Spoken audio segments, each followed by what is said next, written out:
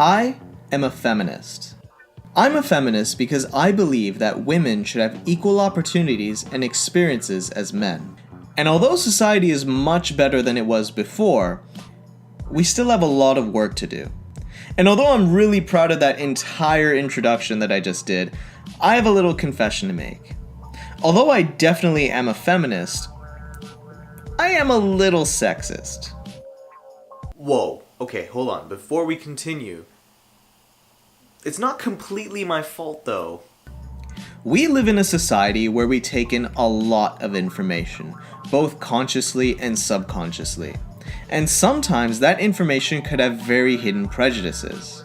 And all of this comes from things that are constantly surrounding us in our everyday lives, like news, movies even, television shows. Mass media affects how we think about other people, even when we don't know that it's doing that. Like, let me ask you a question. When was the last time you saw a Muslim character on television, including the news, that wasn't a terrorist? Exactly. There's a really good book by Malcolm Gladwell where he talks about the flash judgments and the snap decisions we make, and how those can be very helpful, but at the same time can be affected by prejudices we don't even know are there. And it's not just limited to sexism, it could be racial, religious, or even physical biases. For example, like when you walk by someone and immediately for no reason start getting nervous, or assuming that the ridiculously slow driver in front of you is, well, you know. So what can we do? Question everything. By questioning your assumptions and your reactions, you can find the root causes of some of your own prejudices and fight them from within.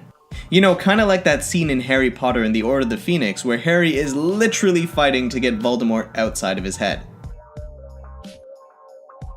I guess it goes like, if you can identify the problem, you can figure out the solution. And it kind of goes the same way with what we're talking about. Once you find out what kind of hidden biases you have, it's easier to figure out how to deal with them.